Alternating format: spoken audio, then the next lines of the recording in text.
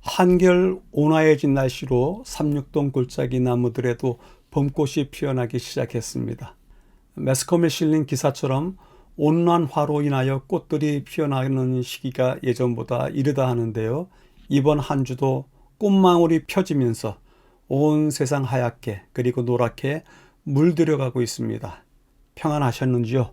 제2기 교과는 재림교회가 소중하게 생각하는 역사적 사명에 대해 연구하는데 새 천사 기별이라고 전체 교과 소개에서 말씀을 드렸고 제1과에서도 우리가 확인한 바가 있습니다. 그런데 다시 한번 더 강조하고 지나갈 것이 있어서 말씀을 드리려 합니다. 교과 총론에 의하면 우리의 진리가 베드로 후서 1장 12절에 인용하여 현대 진리라 말하고 있는데요.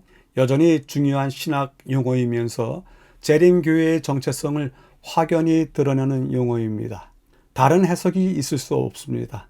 그래서 그 성경 구절을 펴놓고서 조금은 다른 면을 강조해 보려고 합니다. 그러므로 너희가 이것을 알고 이미 있는 진리에 서 있으나 내가 항상 너희에게 생각나게 하려 하노라. 이 말씀 중에 이미 있는 진리, 이 말씀을 통해서 우리가 현대 진리라고 하는 용어를 만들어냈습니다. 우리 국어 성경책에는 그러한 의미가 희미하지만 영어 성경책에는 The Present Truth, 그래서 현대 진리도 되고요, 현재 진리도 되고 그렇게 해석할 수 있고요. 헬라 성경책에도 엔테 파루세 알레세이아 해서 파루세라고 하는 단어가 파라 플러스 에이미 동사에서 나온 것이라서 내 옆에 바로 옆에 있는, 그래서 현재 진리 해석할 수 있습니다. 그리고 NASB라고 하는 성경이 있는데요. 그 성경에는 좀 더 실감나게 현대 진리를 설명하고 있습니다. is present with you. 너와 함께 지금 있는 그 진리. 이런 식으로 해석될 수 있는 설명을 해놨습니다. 우리가 알고 있는 현대 진리를 조금은 다르게, 현대라고 하는 조금 긴 시대적인 구분, 고대, 중세, 현대 이런 식으로 사용하는 그곳에서의 현대라고 하는 긴 시간 포함도 되지만 재림교회가 출발한 다음서부터 지금까지를 현대라고 이야기해도 되지만 지금, 현재라고 하는 보다 실제적인 시간, 그리고 우리가 가까이 접해 있는 시간, 그것을 이야기해도 될 듯합니다. 즉 지금껏 우리가 끌어안고 살아온, 그리고 끌어안고 살아가야 할 진리, 우리 삶과 함께 현재 진행형인 진리라는 의미가 포함되어 있습니다. 그래서 현대라고 할 때 그 시대적 기별과 현재라고 했을 때 그 현재적 기별, 두 뜻을 포함하고 있는 것 같습니다. 때문에 저자는 새천사 기별을 제1과에서도 그 중요성을 언급했지만 제2과 안식일에 펼쳐볼 결정의 순간에서 새천사 기별을 우리를 이끄는 부르심으로 소개하고요. 그리고 또 지금 바로 준비할 때이다 이렇게 강조하고 있습니다. 또한 첫째 날에는요, 지금, 오늘, 그리고 매일 선택해야 된다. 우리의 매일의 생애는 우리의 운명을 결정하고 있다. 힘주어서 강조함으로써 이 현대 진리가 우리에게 있어서는 현재적인 진리, 현재 끌어안고 살아야 되는 진리이다 설명하고 있습니다. 저자가 새천사 기별을 이런 식으로 강조하는 까닭은 재림교회를 대표하는 세계적 예언 전도자로서 수많은 집회를 통해서 얻은 바 새천사의 기별이 복음이라는 사실을 알리려 했던 것 같습니다. 새천사 기별이 종말적인 기록이기는 하지만 복음으로 다가서야 한다는 그러한 결정을 한 까닭에 지금 현재 강조하고 있지 않는가 생각이 들게 됩니다. 따라서 이번 기 교과를 다룸에 있어서 저자의 태도가 매우 복음적이라서 오늘 이 기별에 참여하고 그렇게 살라고 격정적인 모습을 종종 보이는 것도 이해가 됩니다. 따라서 종말에 대한 예언으로만 다가설 것이 아니라 우리의 오늘의 신앙을 살피는 입장에서도 읽고 숙고하고 내면화하여야 한다고 주장하는 듯 싶습니다. 따라서 저자는 새 천사의 기별을 이제까지 제안하던 방법이 아니라 새롭게 구성해서 우리의 열쇠과를 만들었는데요. 그러한 저자의 입장을 이해하기 위해서 전체 개요를 살피는 것이 중요하다고 생각이 들어 제2기 전체 흐름을 어떻게 이해하고 접근해야 하는지 살펴보도록 하겠습니다. 이제까지의 새 천사 기별에 대한 이야기는 본 주제에 들어가기 전에 영원한 복음에 대한 짧은 소개와 더불어 새 천사 기별들의 내용을 직접적으로 다루는 형식을 취했습니다. 그래서 새 천사 기별을 다룰 때 이것은 영원한 복음이다. 하나님의 심판과 연결되어 있다. 이렇게 연결시키고요. 곧바로 첫째, 둘째, 셋째 천사의 기별들을 다루었습니다. 그리고서 마지막으로 짐승의 표와 하나님의 인에 대해서 길게 다루면서 새 천사 기별을 마무리를 했습니다. 그런 입장에서 본다면 이 새 천사의 기별은 종말적인 그리고 투쟁사관적인 세계관을 가지고 우리가 그동안 이야기를 해왔습니다. 우리가 그렇게 강조하고 싶어 할 정도로 강조하기 때문에 그렇게 되었는데요. 저자가 제안하는 입장에서의 새 천사 기별은 그렇게 급하게 전할 것이 아니고요. 새 천사 기별을 하늘 전쟁을 통해서 시작하고 주님 재림으로 완결시키고요. 인자로서 수확하시는 분 주님을 또 이야기하고 그런 다음에 새 천사의 기별을 은혜와 자비의 기별로 전하고 있습니다. 예전과는 조금 다른 방식으로 기별을 전한다고 생각이 드는데요. 그렇기 때문에 이번 교재가 이야기하는 새 천사의 기별은 복음적이고 화목사관적인 세계관으로 정하고 있습니다. 그러한 입장에서 교과 전체를 살펴본다면요. 1과부터 3과까지는 배경을 설명했습니다. 그리고 4과서부터 8과까지 아주 길게요. 5과에 이르는 동안에 첫 번째 천사의 기별을 전하는데요. 그 첫 번째 천사의 기별 안에 부수적인 이야기들이 들어가 있습니다. 그 다음에 9과 10과를 두 번째 천사, 11과 12과를 세 번째 천사 이렇게 다루면서 13과는 결론적으로 이야기를 다루고 있습니다. 따라서 그 구성 배열에 있어서도 다른 면이 있기 때문에 천천히 배워나가면 새롭게 새 천사의 기별에 대해서 배울 수 있으리라 생각을 해보게 됩니다. 제2과의 제목은요. 결정의 순간인데요. 무엇을 결정해야 되는 순간인지 본문을 통해서 확인해 보도록 하고요. 곧바로 기역절로 넘어가겠습니다. 기역절입니다. 또 내가 보니 흰 구름이 있고 구름 위에 인자와 같은 이가 앉으셨는데 그 머리에는 금면류관이 있고 그 손에는 예리한 낫을 가졌더라. 또 다른 천사가 성전으로부터 나와 구름 위에 앉은 이를 향하여 큰 음성으로 외쳐 가로되 당신의 낫을 휘둘러 거두소서. 땅의 곡식이 다 익어 거둘 때가 이르렀음이니이다 하니. 제2과의 기역절은 매우 인상적인데요. 모두가 어떤 이미지를 말하고 있습니다. 그리고 그 이미지를 형상을 모아서 해석하면 그 의미가 뚜렷이 드러나는 그런 구절입니다. 구름도 자연에서 보는 구름을 뛰어넘는 것이고요. 인자도 자주 듣는 이름은 아닌데 그럼에도 불구하고 예수님의 또 다른 이름이라는 것을 우리가 조금은 알고 있고요. 면류관과 이 한낱 동시에 등장하는 것도 어울리지 않는 한 쌍의 조합 같기도 합니다. 그리고 가장 강력한 언어인 때, 그 때에 대한 이야기도 하고 있습니다. 하나님의 역사 스케줄에 있어서 때는 언제든 인간에게 매우 중요한 시점을 이야기하기에 많은 사람들이 시기와 시간을 정하는 어리석음을 보여주기도 합니다. 바로 그러한 때를 기역절이 이야기하고 있습니다. 짧게 줄여보면요. 이렇게 할 수 있지 않을까. 인자와 같은 이가 앉으셨는데 또 다른 천사가 외쳐 이르되 낫을 휘둘러 거두소서. 때가 이르렀음이니이다. 매일의 주제입니다. 일요일 최종적인 선택, 월요일 인자의 돌아오심, 화요일 하늘의 심판, 수요일 승자의 면류관, 목요일 모든 씨앗은 열매를 맺음. 결정적인 순간에 대한 5 이야기. 그 5 이야기가 매우 긴밀하게 전해지고 있는데요. 주제들을 다시 구성해 보면 일요일을 서론, 월, 화, 수를 본론, 목요일을 결론. 일요일과 목요일이 그래서 서론과 결론이 아주 밀접하게 연관되어 있습니다. 우리가 최종적인 선택을 해야 된다. 그 선택으로 말미암아 우리는 어떤 열매든지 열매를 맺게 될 것이다. 그 선택과 열매를 거두는 그 시간적인 차이 속에 어떤 일들이 벌어지는지 바로 주님께서 돌아오신다. 인자가 돌아오신다.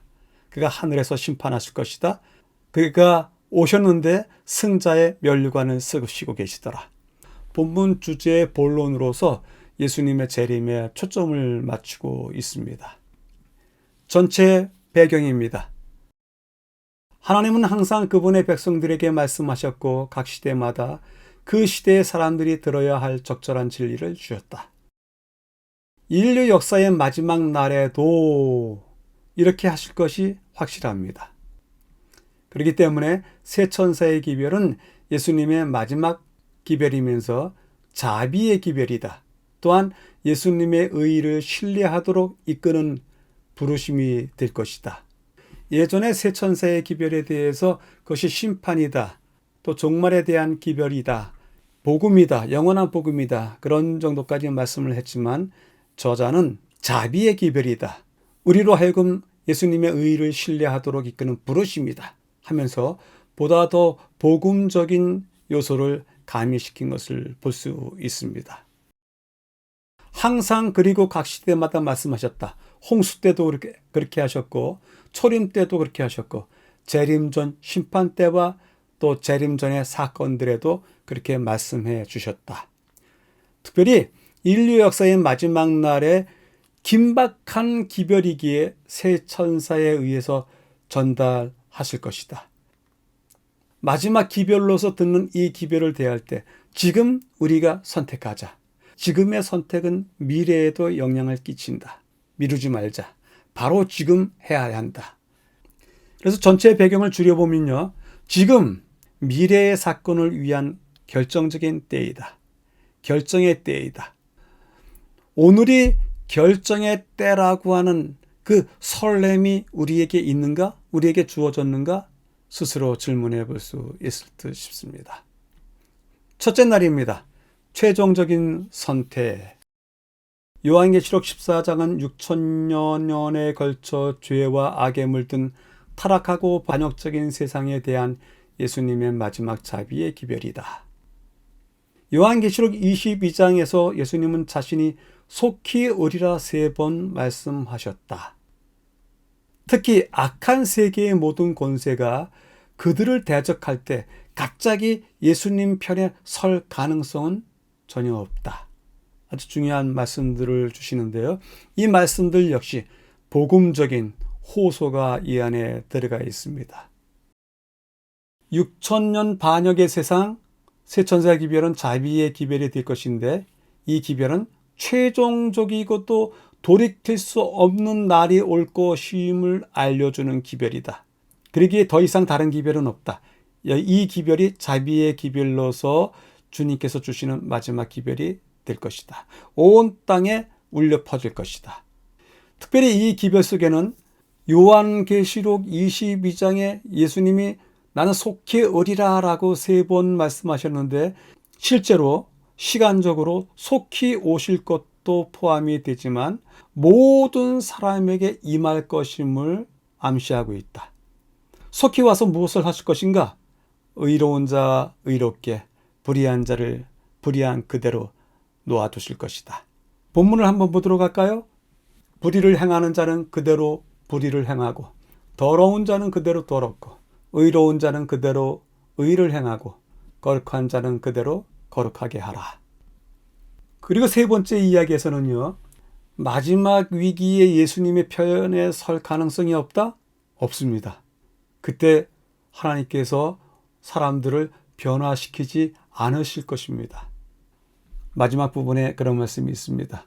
그 마지막 날 사건에 대한 이야기를 함께 또 보도록 하겠습니다. 예수님은 당신의 재림 때 품성을 변화시키지 않으신다. 변화의 사업은 지금 이루어져야 한다. 우리의 매일의 생애는 우리의 운명을 결정하고 있다. 진리의 빛을 가지고 있는 어떤 사람도 하나님의 계명을 범한 자로서는 하나님의 도성에 들어갈 수 없다. 그분의 율법은 하늘과 땅에서 하나님 나라의 기초가 된다. 만일 그들이 고의적으로 지상에서 하나님의 율법을 짓밟고 경멸하면 그곳에서도 동일한 일을 하도록 그들을 천국으로 데려가시지 않을 것이다. 그리스도께서 오실 때 품성의 변화는 없다. 은혜의 시기 동안에 품성 형성이 계속되어야 한다. 최종적인 선택이라고 하는 첫째 날의 제목을 단 까닭을 알 수 있을 듯 싶습니다. 따라서 첫째 날을 정리해 보면요. 오늘의 나의 모습이 내일의 나의 모습이다.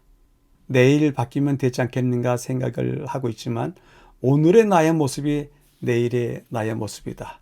그래서 질문해 볼 수 있습니다. 내일 나의 모습을 위해서 오늘 무엇을 했는가? 무엇을 하고 있는가? 무엇을 할 것인가? 이것은 매일같이 물어봐야 될 질문이라 생각이 듭니다. 둘째 날입니다. 인자의 돌아오심.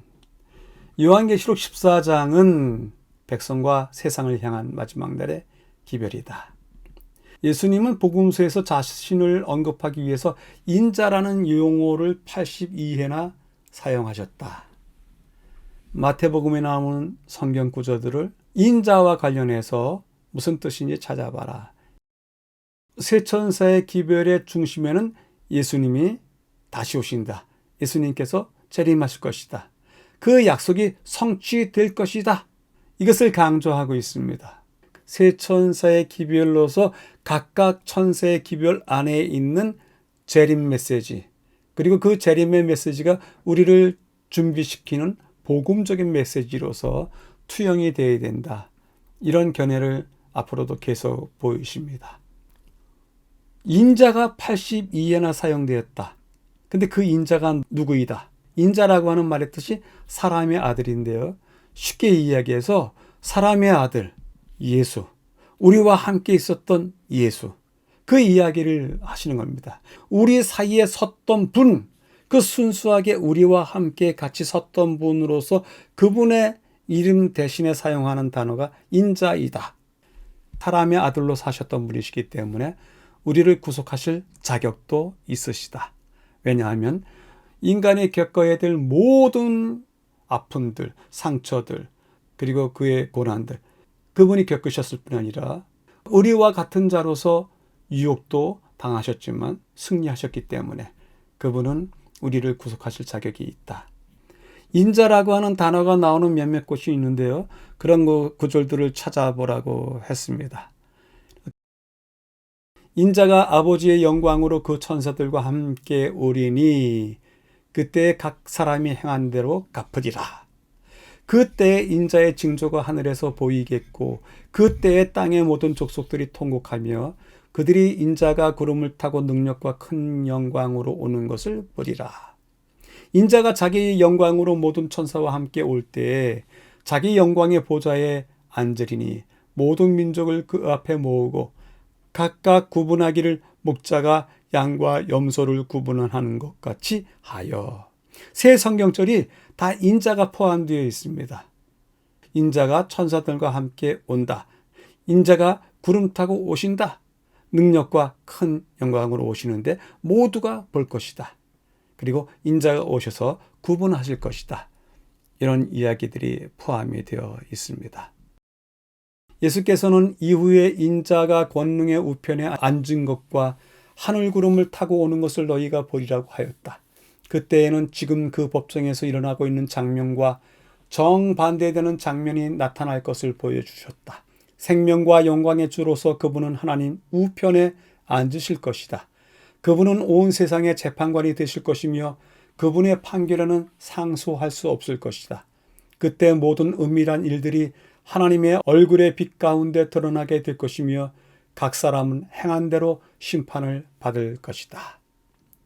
인자가 영광 중에 오시니 너와 나 사이에 함께 계셨던 분이시다. 이 땅에 함께 계셨던 분이시다. 그분을 특별히 인자라 부른다. 너무 친근하다. 우리 곁에 계셨던 분이시기 때문에 그렇다. 그렇다면 질문해 봅니다. 그분이 나를 알고 내가 그분을 알 수 있는 그러한 준비가 되어 있는지, 또 그분이 나를 알아볼 수 있도록 내가 그분의 흔적을 가지고 있는지 한 번쯤은 질문해 볼 수 있을 듯 싶습니다. 셋째 날입니다. 하늘의 심판. 요한계시록 14장 14절과 사도행전 1장 9절 11절을 함께 읽어보라. 하늘로 가심을 본 그대로 오시리라. 그 말의 뜻도 한번 살펴보도록 하고요. 다니엘서 7장 13절 14절에서 인자는 옛적부터 계신 아버지께 나와 몇 군데 중요한 문구들을 볼 수 있습니다. 구름 위에 인자와 같은 이가 앉아 계시다. 그 구름이라고 하는 것은 자연적인 구름을 이야기하는 것은 아닙니다. 천사들의 무리가 구름처럼 보이는 것입니다. 그래서 그 구름을 타고서 오르시고 또 구름을 타고서 내려오시고, 주님께서 하늘로 가실 때나 또 이 땅에 다시 오실 때나 다 천사들, 그 천사들의 무리와 함께 같이 오실 터인데요. 성경 구절을 통해서 확인해 보도록 하겠습니다. 또 내가 보니 흰 구름이 있고 구름 위에 인자와 같은 이가 앉으셨는데, 두 번째요. 이 말씀을 마치시고 그들이 보는 데 올려져 가시니 구름이 그를 가리워 보이지 않게 하더라. 세 번째요. 너희 가운데서 하늘로 올려주신 이 예수는 하늘로 가심을 본 그대로 오시리라 말씀을 주셨습니다. 두 성경절 계시록 14장과 사도행전 1장 9절에 나와 있는 말씀 속에 그 구름들은 천사들의 무리다. 땅에 서셨던 그분께서 이제는 인자로서 다시 오신다. 특별히 인자로서 다시 오시는 모습을 왜 인자라고 부득불 표현을 했을까요? 좀 다른 의미가 있기는 한 것 같습니다. 마지막에 다니엘서 7장 13절 14절에 읽을 때 법정, 하늘 법정에 인자가 구름을 타고 오시는 겁니다. 법정에 앉으시는 겁니다. 하나님 아버지로부터 영원한 나라를 받으시는 겁니다. 인간들을 대표하는 인자로서, 사람의 아들로서 법정 자리에 앉으시고, 또 하나님께서 주시는 영원한 나라를 받으시고, 인자라고 부득불 표현하신 까닭은 그분의 신성적인 표현에 가깝기보다는 재판을 하시고 법정을 앉으시고 그 법정 앞에 서 있는 많은 사람들을 대할 때 그들의 편에 서서 변호하실, 옹호하실 그 일 때문에 인자를 쓰시지 않았을까. 하늘 법정의 심판에서 인자가 계시다. 이 땅에 서셨던 그분이 계시다. 크게 안도할 수 있습니다. 실제로 그 인자께서 당신의 백성들과 자기 자신을 옹호하신다고 합니다. 성도들의 성품, 그들의 살아온 것 옹호하시고 인자가 되어 그곳에 앉아 계신다고 말씀을 주십니다. 내가 또 밤 환상 중에 보니 인자 같은 이가 하늘 구름을 타고 와서 옛적부터 항상 계신 이에게 나아가 그 앞으로 인도되매 그에게 권세와 영광과 나라를 주고 모든 백성들과 나라들과 다른 언어를 말하는 모든 자들이 그를 섬기게 하였으니, 다니엘서에서도 요한계시록과 사도행전에 나왔던 구름을 타고 오시는 주님의 모습이 나오고 있습니다. 하늘에서의 심판, 엄장한 자리임에도 불구하고 그것에 사랑과 함께 지내셨던 주님께서 앉아 계십니다. 모든 악인은 하늘 정부에 대한 대반역이라는 죄목으로 하나님의 법정에서 심판을 받는다. 그들은 그들의 소송에 대하여 탄원할 것이 전혀 없고 핑계할 것도 없다. 죄의 싹슨 고상한 자랩과 영원한 생명이 아니고 노예와 파멸과 사망임이 이제 모든 사람에게 입증된다. 악인들은 그들의 반역의 생애를 통하여 무엇을 잃어버리게 되었는지 깨닫는다. 영원한 영광의 심히 중요한 것이 일찍이 그들에게 주어졌지만 그들은 그것을 거절하였다. 요약해 봅니다. 인자이신 그분께서 심판대에 앉으셨다. 이 땅을 함께 딛고 살았던 그분께서 심판대에 계신 것입니다.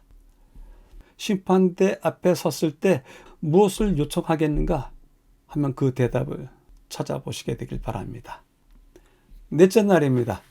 승자의 면류관. 요한은 예수님을 머리에는 금면류관이 있고 손에는 예리한 낫을 가진 인자라고 묘사한다. 계시록 14장 15절과 마가복음 4장 26절 29절을 읽어보라. 두 구절 사이에 유사점을 찾아봐라. 씨가 발아하는 것은 영적 생활의 시작을 나타내고 곡식이 자라나는 것은 그리스도인의 성장에 대한 아름다운 표상이다. 금면류관을 쓰시고 예리한 낫을 지니셨다. 금면류관은 영광과 승리의 면류관을 이야기합니다. 그분께서 이 땅에서는 수치와 조롱의 가시면류관을 쓰셨지만, 그렇게 채찍질을 당하셨지만 이제는 영광의 면류관을 쓰고 다시 오십니다. 만왕의 왕으로서 만주의 주로서 다시 오실 것입니다. 때문에 요한계시록 14장과 마가복음 4장에 똑같이 이야기합니다. 때가 되었다. 곡식이 다 익었다. 이제는 추수할 때가 이르렀다. 곡식이 다 익는 것. 하나님의 백성들의 삶에는 씨가 뿌려지고 물이 익어가고 추수할 때가 있는데 이제는 추수할 때가 되었다. 하나님의 백성들 말고 이 땅의 모든 백성들에게도 그러한 때가 이르렀다. 또 다른 천사가 성전으로부터 나와 구름 위에 앉은 이를 향하여 큰 음성으로 외쳐 이르되 당신의 낫을 휘둘러 거두소서. 땅의 곡식이 다 익어 거둘 때가 이르렀음이니이다 하니. 땅이 스스로 열매를 맺되 처음에는 싹이요 다음에는 이삭이요 그 다음에는 이삭에 충실한 곡식이라. 열매가 익으면 곧 낫을 대나니 이는 추수 때가 이르렀음이라. 자, 때가 되었고 곡식이 익었습니다. 당연히 추수해야 되죠. 씨가 발아되는 과정에 대해서, 곡식이 열매 맺는 과정에 대해서 그 성장의 아름다움, 그것은 그리스도인의 삶과 비교될 수 있는 아름다운 비유이다. 실물교훈에 있는 말씀을 길게 설명하셨는데요. 아주 중요한 권면입니다. 씨가 발아하는 것은 영적 생활의 시작을 나타내고 곡식이 자라나는 것은 그리스도인의 성장에 대한 아름다운 표상이다. 천연계에서와 마찬가지로 영적 세계에 있어서도 자라남이 없이는 생명이 있을 수 없다. 식물은 자라나지 않으면 죽는다. 식물이 자라는 소리도 없고 눈에 띄지도 않으나 끊임없이 계속하여 자라는 것처럼 그리스도인의 생애의 발전도 그와 같다. 발전의 단계마다 우리의 생애가 완전하게 될 수 있다. 또한 우리에 대한 하나님의 목적이 성취되면 계속적인 발전이 있을 것이다. 성화는 일생을 통해서 이루어야 할 사업이다. 우리에게 기회가 많을수록 우리의 경험은 넓어지고 우리의 지식도 증가한다. 죽은 것은 자라나지 않는다. 추수할 것도 없다. 때문에 물어봅니다. 내 됨됨이 안에, 나의 삶 안에 지금 추수할 만한 것들이 있는가? 내 자신에 대해서 점검하는 기회를 가져보는 것도 좋으리라 생각을 합니다. 다섯째 날입니다. 모든 씨앗은 열매를 맺음. 요한계시록 14장에는 두 가지 수확이 있다. 곡식의 추수, 포도의 수확이 있다. 불을 다스리는 다른 천사가 제단으로부터 나왔다. 불을 다스리는 천사. 이제는 최종적인 수확 이외에는 없기 때문에 불을 다스리는 천사가 나왔다. 이것이 요한계시록 14장의 긴박한 예언이다. 추수할 때가 되었다. 그리고 그들 삶의 품격들이 드러날 것이다. 두 가지 수확이 있다. 두 수확 다 완전히 익었습니다. 선도 익었고 악도 익었고, 선도 완전히 성숙했고 악도 완전히 성숙했고, 덜 익은 것, 덜 성숙한 것을 수확하는 것이 아니라서 이때는 선과 악의 모두가 그들이 드러날 그대로를 다 드러난 상태에서 수확하는 것입니다. 조금만 더 기다려 주시죠. 이렇게 이야기할 수도 있지만 이미 자비를 베푸는 그러한 시점은 아니다. 경계는 이미 넘어섰다. 이미 희생되어서 그들을 구할 수 있는 모든 방안을 다 동원해서 그들을 구원하고자 했다. 희생점을 된 것, 그것은 그들을 위해서 할 수 있는 모든 일을 다 한 것의 하나의 표상이다.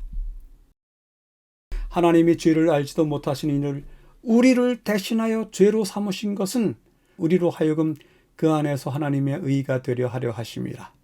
우리를 대신해서 죄 삼으셨습니다.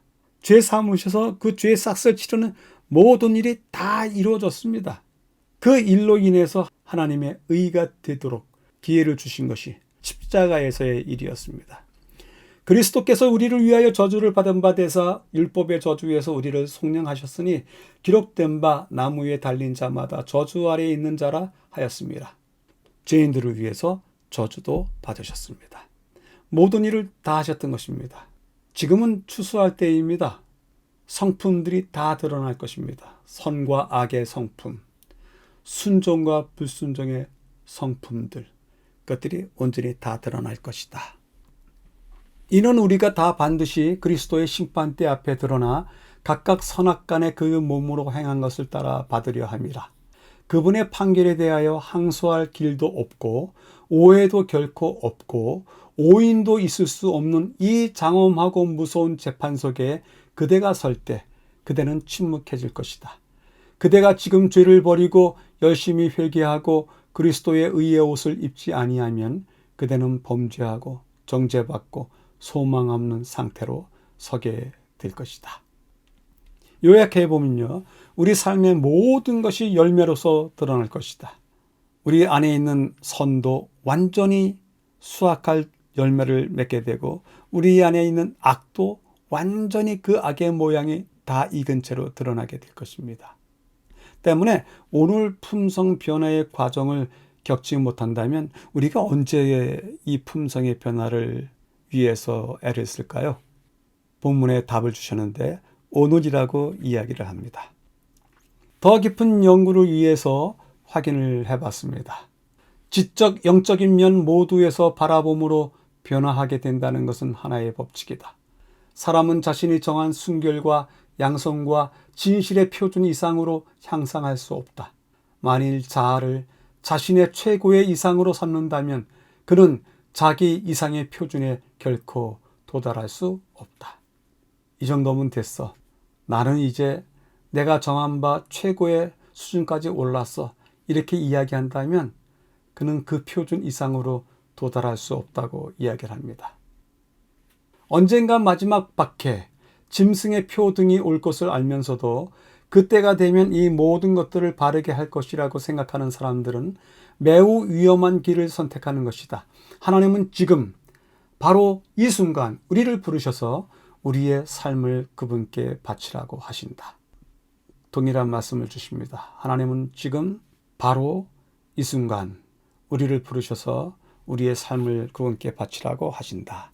매우 중요한 권면이십니다. 자신에게 질문하기를 해보도록 하겠습니다. 세 천사의 기별은 바로 그분, 인자가 오신다는 기쁨의 소식이다. 이 기쁨의 소식을 기쁨으로 긍정적으로 볼 어떤 이유가 있기 때문에 기쁨의 소식이 되는가 물어보시고요. 오늘의 교과를 세 줄로 요약해 보도록 하겠습니다. 오늘 결정하고 지금 선택하라. 인자께서 심판하러 오신다. 우리와 함께 계셨던 그분께서 인자가 되셔서 심판하러 오신다. 우리에게는 정말 어드밴티지가 이점이 많은 심판입니다. 그렇지만 이점으로 이 심판을 벗어날 수 없습니다. 우리를 아시는 그분을 우리가 더욱 가깝게 지낼 수 있고 곁에 있을 수 있기 때문에 이점이라고 하는 것입니다. 여러분들께서 이러한 이점들을 잘 살리셔서 그분과 더욱더 친하게 가깝게 또 그분 안에 계시게 되기를 바라봅니다. 믿음을 보이라. 그 믿음이 얼마나 많은 천태만상을 보이는지요. 때문에 믿음을 이야기하는 모든 경우마다 우리는 그 믿음에 합당한 열매도 함께 보여야 하는 것입니다. 믿음이 열매로 나타나야 하는 것입니다. 오늘도 본 학회 교과 연구에 함께 참여하여 주신 여러분들께 감사드립니다. 다음 주에 다시 뵙겠습니다. 감사합니다.